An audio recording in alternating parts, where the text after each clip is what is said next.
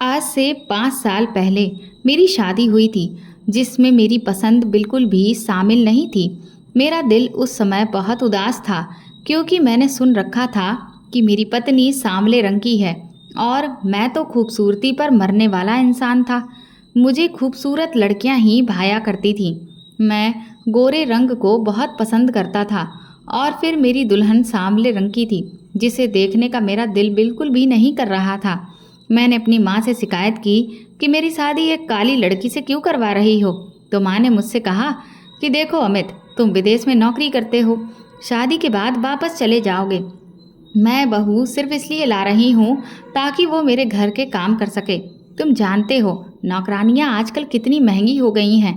तुम खुद सोचो, अगर मैं कोई खूबसूरत लड़की लाऊंगी तो फिर वो क्या मेरे घर के काम करेगी?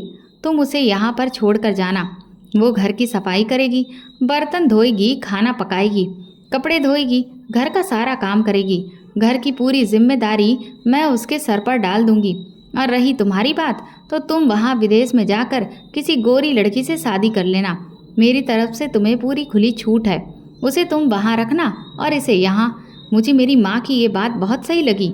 मैंने कहा, ये तो ठीक है माँ, लेकिन मैंने सुना है कि वो लड़की पढ़ी लिखी है, एमए पास है, तो क्या वो आपके घर के काम करेगी? मैंने अपनी माँ से पूछा तो उन्होंने कहा, क्यों नहीं करेगी, मैं उससे काम करवाऊंगी। बस तुम जाओ तो अमेरिका और वहाँ जाकर तुम शादी कर लेना। यहाँ का मामला तुम मुझ पर छोड़ दो। मैंने सोचा, मेरी माँ सही कह रही है, मैं तो विदेश चला जाऊँगा। अच्छा ही है वो पीछे से मेरी माँ का सहारा बनेगी। मुझे मेरी माँ ने विदेश में शादी करने की भी अनुमति दे दी थी, इसलिए मैं खुश हो गया। शादी की रात मेरा बिल्कुल भी दिल नहीं कर रहा था कि मैं अपनी दुल्हन का चेहरा देखूं। फिर भी मैंने घूंघट उठाया तो एक सांवली सी और हड्डियों का ढांचा वाली लड़की मेरे सामने बैठी थी। ये देखकर मेरे अंदर तक कड़वाहट भर गई। मैंने उससे फिर कोई भी बात नहीं की और चुपचाप लेटकर सो गया। अगली सुबह मुझे वापस परदेश जाना था। मैं अमेरिका में काम करता था, वहीं पर मेरी जॉब थी। शादी की अगली सुबह मेरी फ़्लाइट थी और मैं वापस अमेरिका चला आया। यहाँ आकर मैंने दूसरी शादी का फैसला किया, लेकिन मुझे कोई लड़की मिल ही नहीं रही थी, क्योंकि मैं खुद भी एक सांवले रंग का इंसान था। मर्द चाहे जितना भी सांवला क्यों ना हो, लेकिन उसे पत्नी गोरी ही चाहिए। लगभग 2 साल तक मैं लड़की की तलाश करता रहा और फिर मुझे बहुत समय रिश्ता ढूंढने में लग गया, क्योंकि हर बार बात चलती और फिर ख़त्म हो जाती। जो भी रिश्ता तय होता उसकी अजीब ही शर्तें होती थीं। सबसे पहले तो यही शर्त होती थी कि मैं अपनी सारी कमाई अपनी पत्नी को दूंगा और अपनी माँ के पास इंडिया एक भी पैसा नहीं भेजूंगा। यही सुनकर मैं मायूस हो जाता था, क्योंकि मैं अपने घर वालों का खर्च नहीं रोक सकता था। वहाँ मेरी 2 बहनें शादी के लिए बैठी हुई थीं। मम्मी पापा की मैं इकलौती उम्मीद और सहारा था, क्योंकि मैं उनका इकलौता बेटा था। मेरी परेशानी अब दिन ब दिन बढ़ती जा रही थी। इंडिया में मेरे माँ बाप से मेरी बात कम ही होती थी, क्योंकि उस समय मोबाइल फ़ोन बहुत कम इस्तेमाल होते थे। मम्मी से जब भी मेरी कभी बात होती तो वो यही कहती कि अरे अमित बेटा, तुम्हारी पत्नी तो मायके चली गई है। अब मैं इन रोज़ रोज़ की बातों से बहुत तंग आ गया था, इसलिए मैंने अब घर पर बात करना ही छोड़ दिया था और अब मुझे 3 साल हो चुके थे। एक दिन मैं काम से वापस जा रहा था तो रास्ते में एक लड़की मुझे बैठी हुई मिली। उसके हाथ में किताब थी, जो कि हिंदी की एक बहुत ही फेमस किताब थी। मैं समझ गया कि ये लड़की हिंदुस्तानी है। मैंने सोचा शायद उसे किसी मदद की ज़रूरत हो। मैं उसके पास गया और पूछा कि आपको मदद की ज़रूरत है? मैंने हिंदी में ही बात करनी शुरू की। उसने भी हिंदी में ही जवाब दिया। उसने कहा, हाँ, मैं 2 दिन पहले ही इंडिया से आई थी और यहाँ अपने रिश्तेदार के पास ठहरी हुई थी, लेकिन वो लोग पता नहीं कहाँ चले गए। मुझे बाजार से कुछ लेना था। जब घर वापस गई तो उनके घर पर ताला लगा हुआ था। मुझे उसकी बात सुनकर दुख हुआ। मैंने उससे कहा कि आप चाहें तो मेरे साथ चलें। मेरी बात पर उसने मुझे देखा। उसने अपने चेहरे पर मास्क लगा रखा था, लेकिन उसकी हसीन काली बड़ी बड़ी आँखें मुझे दिखाई दे रही थीं, जिनमें काजल के साथ साथ हैरानगी भी भरी हुई थी। मैं तो उसकी आंखों में खो सा गया था।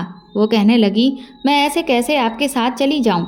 मैंने उसको गौर से देखा तो उसके हाथ दूध जैसे सफ़ेद थे, जिन्हें देखकर मुझे अंदाज़ा हो गया था कि वो बहुत ही खूबसूरत और हसीन लड़की है। मैंने उससे कहा, तो क्या आप इस तरह सड़क पर ही रात गुजारेंगी?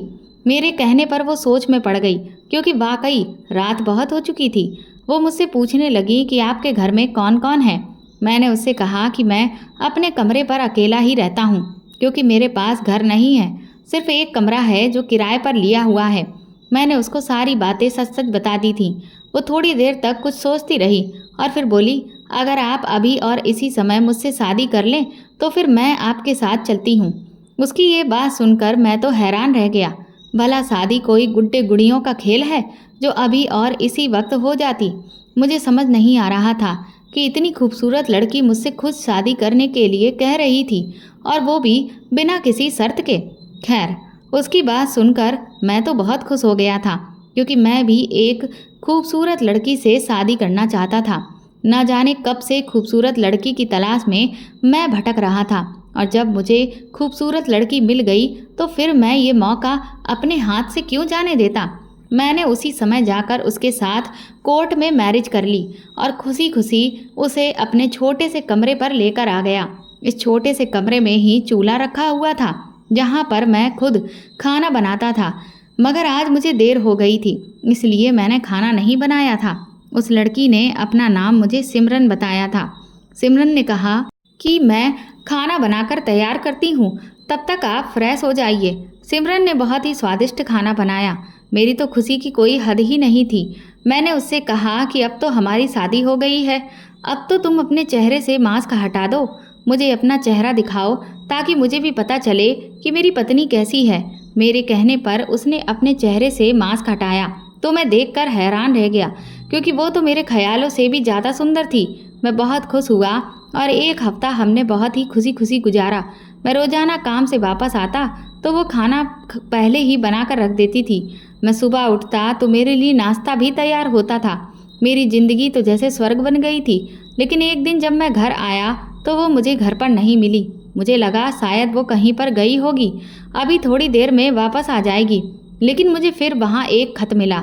उस खत में लिखा था कि उसके रिश्तेदार वापस आ गए हैं और वो अब अपने रिश्तेदारों के पास वापस जा रही है। वो खत क्या था, वो तो मेरी बर्बादी थी। उस खत को पढ़कर मेरे सर पर तो आसमान ही टूट पड़ा था और पैरों तले से ज़मीन निकल गई थी। मेरे पास तो उसका कोई पता भी नहीं था। मैं पागलों की तरह उसे यहाँ वहाँ ढूंढने लगा, लेकिन ढूंढता भी तो आखिर कहाँ ढूंढता। वो तो मुझे एक सड़क पर मिली थी। उसे ढूंढते ढूंढते फिर मुझे 8 महीने गुजर गए, लेकिन वो मुझे कहीं भी नहीं मिली, और इसीलिए मैं डिप्रेशन में चला गया और दिमागी मरीज बनता जा रहा था। मैंने उसके साथ जितना समय गुजारा था वो मेरे लिए बहुत ही खूबसूरत समय था। इतने समय में ही मुझे उससे बहुत मोहब्बत हो गई थी। अब तो उसके बिना रहने के ख्याल से ही मुझे डर लगने लगा था। लेकिन पता नहीं क्या वजह थी कि वो मुझे छोड़कर चली गई थी। सिमरन के बिना ऐसा लगता था कि जैसे मेरी ज़िंदगी का कोई मकसद ही नहीं है। मेरे लिए अब अमेरिका में काम करना बहुत मुश्किल हो गया था। और फिर एक दिन मैंने वापस इंडिया जाने का फ़ैसला कर लिया और मैं भारत लौट आया। मेरी माँ उस वक्त बहुत गुस्से में थी। मेरी माँ ने कहा कि तेरी पत्नी ने कुछ साल तो यहाँ काम करके गुजारे और फिर बहुत तंग आ गई और कहने लगी कि तुम्हारा बेटा ना तो मुझसे बात करता है और ना ही यहाँ इंडिया वापस आता है, तो भला मैं तुम्हारी सेवा क्यों करूँ। मैं तुम्हारी कोई फ्री की नौकरानी नहीं हूँ। ये कहकर तुम्हारी पत्नी अपने भाई के घर चली गई। मैं उसे लेने भी गई थी, लेकिन उसके भाई ने मुझे बेइज्जत करके घर से निकाल दिया। अब तुम आ गए हो तो जाओ और उसे लेकर आओ। अभी इस उम्र में मुझसे घर के काम नहीं होते। जब से वो गई है घर का काम कर करके मेरा और मेरी बेटियों का हाल खराब हो गया है। जाओ और उसे लेकर आओ। मुझे अपनी पत्नी पर बहुत गुस्सा आया। वो काली कलूटी सी लड़की, उसके इतने नखरे। मैंने उससे शादी करके उसे सहारा दिया और उसके नखरे इतने बढ़ गए कि वो मेरी माँ की बेइज्जती करके चली गई। मैं इस वक्त गुस्से में उससे मिलने के लिए उसके भाई के घर पहुँच गया, लेकिन उसके भाई ने मुझे अपनी पत्नी से मिलने ही नहीं दिया। मैंने वहाँ खूब हंगामा किया कि मुझे मेरी पत्नी चाहिए। मेरे बहुत ज़्यादा हंगामा खड़ा करने पर आस पड़ोस के लोग भी जमा हो गए थे और फिर सबके कहने सुनने के बाद मेरी पत्नी के भाई ने मेरी पत्नी मेरे हवाले कर दी। मैं उसे लेकर घर वापस आ गया। उस समय तो मैंने ज़्यादा ध्यान नहीं दिया, लेकिन जैसे ही मैं घर में दाखिल हुआ तो मेरी पत्नी को देखकर मेरी माँ की चीख निकल गई। तब मैंने भी अपनी पत्नी की तरफ गौर से देखा तो मेरा भी सर चकरा गया। मेरी पत्नी का पेट तो बढ़ा हुआ था, जैसे कि उसके पेट में 9 महीने का बच्चा हो। मेरी माँ ने खूब हंगामा किया और कहा कि ये तो चरित्रहीन लड़की है, अब ये मेरे घर में नहीं रह सकती। पता नहीं ये किसका पाप अपनी कोख में पाल रही है। मेरा बेटा तो यहाँ 5 साल से था ही नहीं। मैंने भी ये देखा तो मैं हैरान रह गया कि वो प्रेग्नेंट है। मैंने भी उस पर चीखना चिल्लाना शुरू कर दिया और उसे बदकिरदार, चरित्रहीन कहकर घर से निकालना चाहा।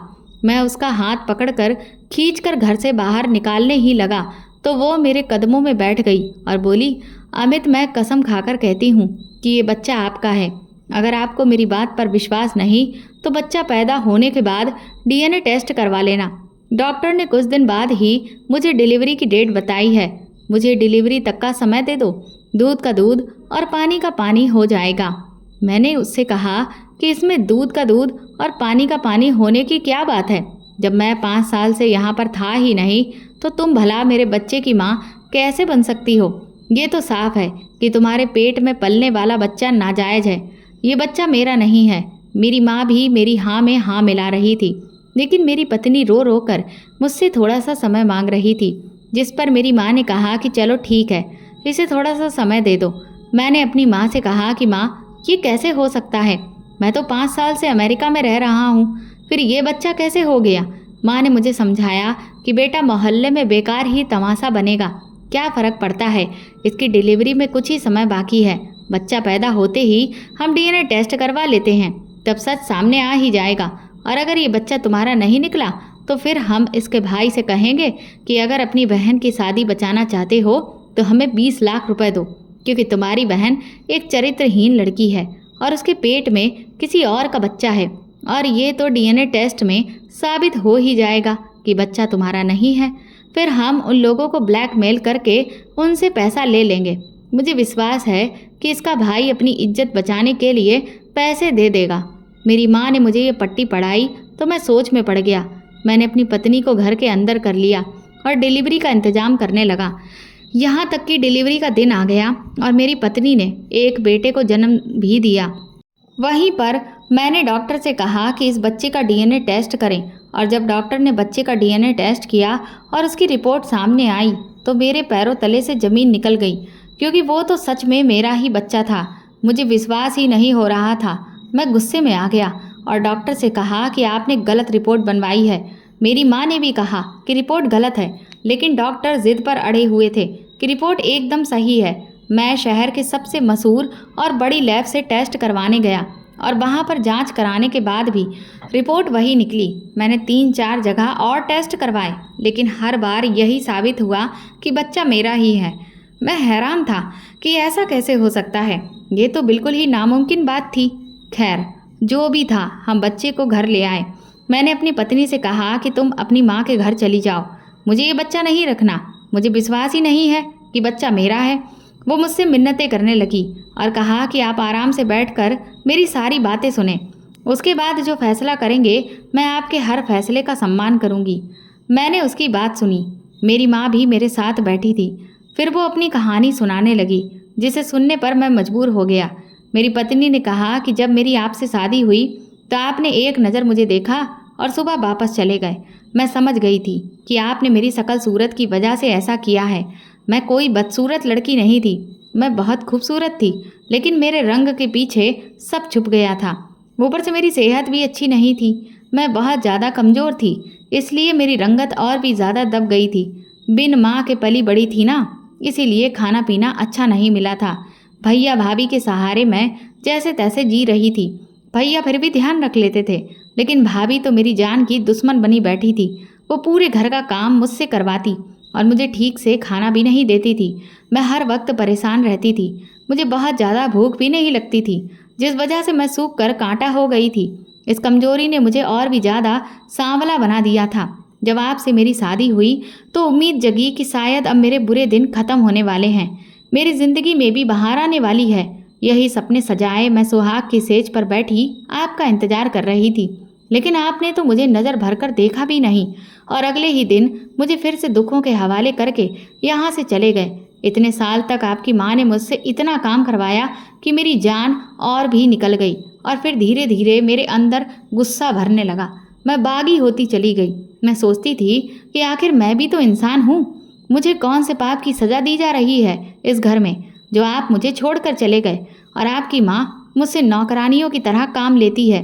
मेरा भाई जब मुझसे मिलने आता था और मुझे इस तरह नौकरानी की तरह काम करते देखता तो वो मुझसे कहता है कि इस घर में तुम्हारे साथ इंसाफ नहीं हो रहा है।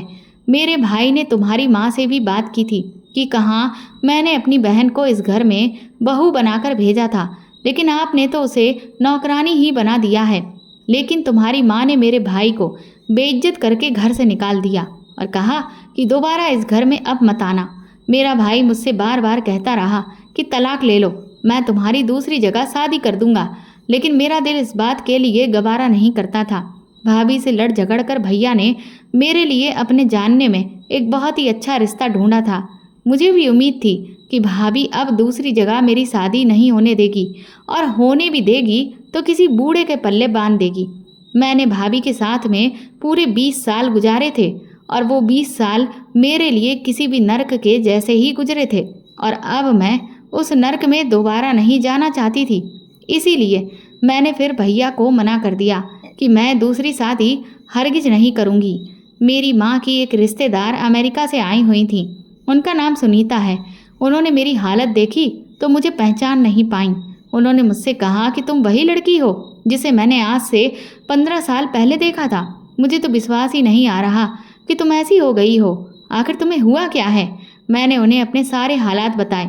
फिर सुनीता मौसी ने एक तरकीब सोची और मुझे कहा कि वो मुझे अमेरिका ले जाएंगी और आपसे मिलवाएंगी। मैंने उनसे कहा कि ऐसा कैसे हो सकता है, उन्होंने तो मेरी शक्ल देखना भी गवारा नहीं किया, तो अब कैसे मुझे वो स्वीकार करेंगे। सुनीता मौसी ने कहा कि ये बात तुम अब मुझ पर छोड़ दो, बस मैं जैसा कहती हूँ वैसा ही करो।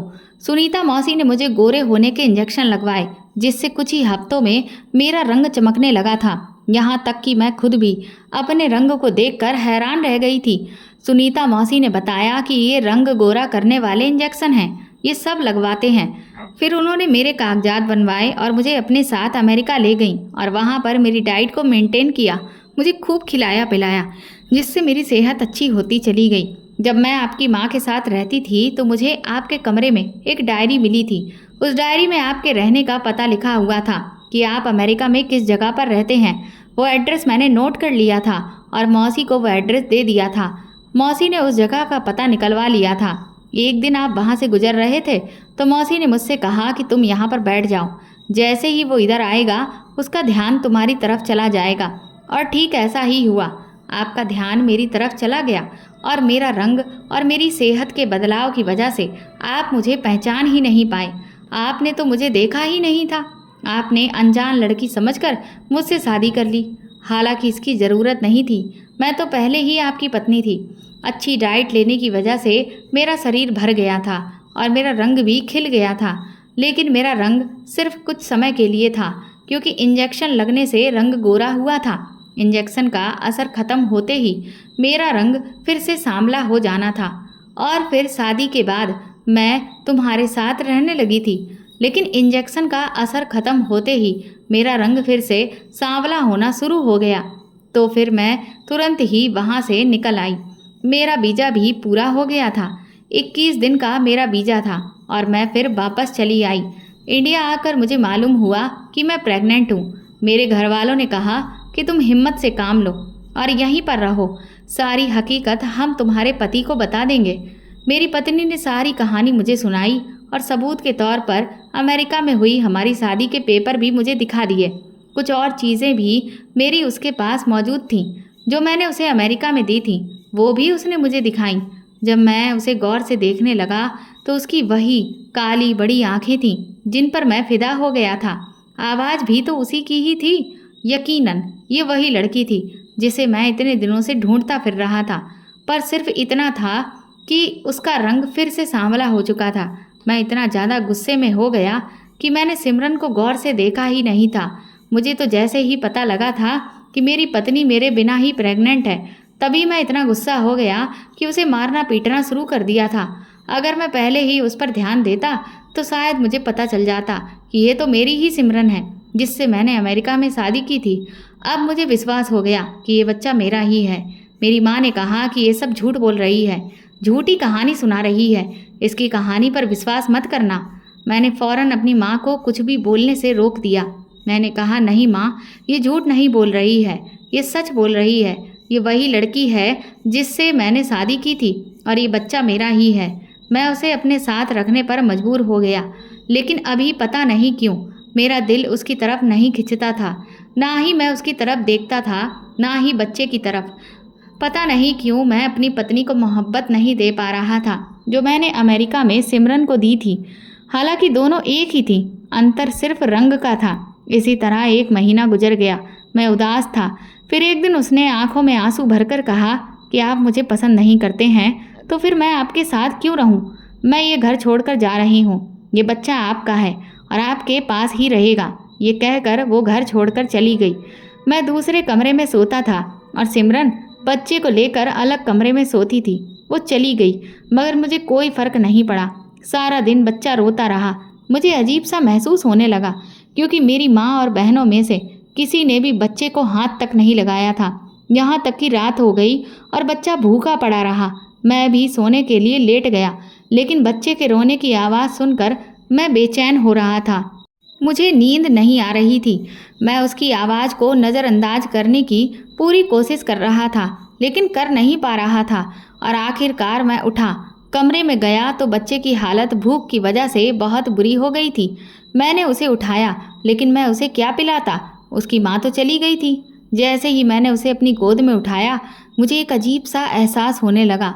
ऐसा लगा कि जैसे इस दुनिया में मेरा भी कोई अपना है। लेकिन अगले ही पल मुझे एहसास हुआ कि मेरा बच्चा बहुत भूखा है। मैं उसी समय उसे डॉक्टर के पास ले गया और मैंने डॉक्टर से कहा कि डॉक्टर साहब, बच्चे के लिए कुछ बताइए क्योंकि बच्चा बहुत भूखा है और बच्चे की माँ इस समय घर पर नहीं है। डॉक्टर ने मुझे डिब्बे वाला दूध लिख कर दे दिया। मैंने तुरंत दूध लिया और घर आया। फीडर में दूध बनाकर उसे पिलाया। बच्चे को आराम आ गया और मैंने उसे अपने साथ ही सुला लिया। रात में थोड़ी थोड़ी देर बाद वो जागता रहा और मैं उसके लिए दूध बनाता रहा और उसे पिलाता रहा। एक रात अपने बच्चे के साथ गुजारने के बाद मुझे ये लग रहा था कि जैसे मेरी ज़िंदगी में कोई आ गया है। मेरे जीने का सहारा मुझे मिल गया है, वरना अब तक तो मैं दूसरों के लिए जी रहा था। अब तक मैं पैसा कमाने की मशीन बना हुआ था, सिर्फ अपने घर वालों के लिए। कुछ दिन अपने बच्चे के साथ गुजारने के बाद मुझे अपने बच्चे से बेहद लगाव हो गया। मैं खुद को उससे मोहब्बत करने से रोक ही नहीं पाया क्योंकि वो मेरी औलाद थी, मेरा ही खून था। मैंने उसे कसकर बाहों में भर लिया और उसे चूम लिया। मुझे एहसास हुआ कि मेरे बेटे को माँ की ज़रूरत है। मैं सिमरन के मायके गया उसे लेने के लिए, लेकिन वो नहीं आई। अगली बार मैं बच्चे को लेकर गया और उससे कहा कि मेरे लिए नहीं आओगी तो कम से कम इस बच्चे के लिए तो आ जाओ। ये हमारा बच्चा है, हम दोनों इसको मिलकर पालेंगे। इस बच्चे को हम दोनों की बहुत ज़रूरत है। मेरी बात सुनकर सिमरन की आंखों में आंसू आ गए। उसने फौरन अपने बच्चे को सीने से लगा लिया। उसने अपना सामान उठाया और मेरे साथ चली आई। आज मुझे लग रहा था कि मेरा घर अब पूरा हो गया है। मैंने अब अपना बिस्तर अपने कमरे में ही लगा लिया जहाँ मेरी पत्नी मेरे बच्चे के साथ रहती थी, क्योंकि मैं भी अपने बच्चे के साथ ही रहना चाहता था। मैं अब उसके बिना नहीं रह सकता था। उन दोनों को अपने कमरे में देखकर मुझे बहुत खुशी हो रही थी, जिसे मैं शब्दों में बयां नहीं कर सकता था। मुझे अफसोस होने लगा कि अपनी माँ की बातों में आकर मैं इस खूबसूरत एहसास से दूर रहा। पिछले 5 साल से आज एहसास मुझे इस कदर खूबसूरत लग रहा था, लेकिन अभी भी मेरे और सिमरन के बीच कोई बात नहीं होती थी। हम बस बच्चे के बारे में ही बातें करते थे। मुझे ये भी एहसास हुआ कि मैंने अपनी माँ की बातों में आकर सिमरन के साथ बहुत नाइंसाफ़ी की है। और फिर एक दिन मैंने सिमरन से माफ़ी मांगी कि तुम मुझे माफ़ कर दो। मैंने जो भी तुम्हारे साथ किया वो गलत किया। आज मुझे एहसास हो गया है कि तुम बहुत अच्छी लड़की हो। मुझे मोहब्बत भी हुई थी तो तुमसे ही हुई थी और अब फिर से मैं तुम्हें ही पसंद करता हूँ। मुझे तुमसे कोई गिला नहीं है। मैं तुमसे माफ़ी मांगता हूँ। हालांकि मैं माफ़ी के काबिल नहीं हूँ, लेकिन फिर भी तुमसे माफ़ी मांग रहा हूँ। मुझे माफ़ कर दो। मैं सिमरन के सामने हाथ जोड़कर खड़ा था तो उसकी आंखें भर आईं। उसने मुझे फ़ौरन माफ़ कर दिया। मैंने उससे कहा कि मैं तुमसे वादा करता हूँ कि आज के बाद तुम्हें कोई भी दुख नहीं दूंगा और तुम्हारा पूरा ख्याल रखूंगा। मेरी ये बात सुनकर वो खुशी से खिल उठी। मैंने उससे वादा किया कि मैं तुम्हें अलग घर में रखूंगा, मगर उसने इसके लिए मना कर दिया। वो कहने लगी कि मुझे अलग घर नहीं चाहिए, मैं यहीं पर खुश हूँ। मुझे बस आपकी मोहब्बत चाहिए जो मुझे मिल गई है। मुझे घर की कोई इच्छा नहीं है और माँ बाप से बेटे को अलग करके मुझे कोई खुशी नहीं मिलने वाली। मैं ऐसी लड़की नहीं हूँ।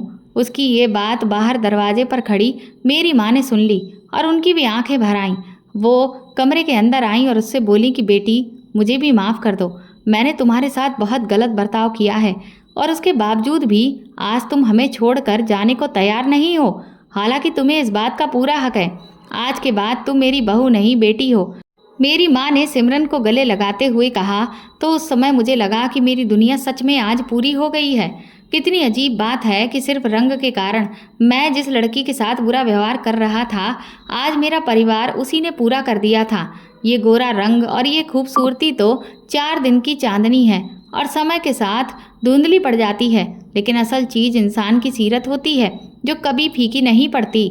मैंने भगवान का धन्यवाद किया कि उसने मुझे सिमरन जैसी पत्नी दी है और भगवान से भी मैंने माफ़ी मांगी, जिसके बाद मेरे दिल को सुकून आ गया। आज हम इस घर में खुशहाल जिंदगी जी रहे हैं।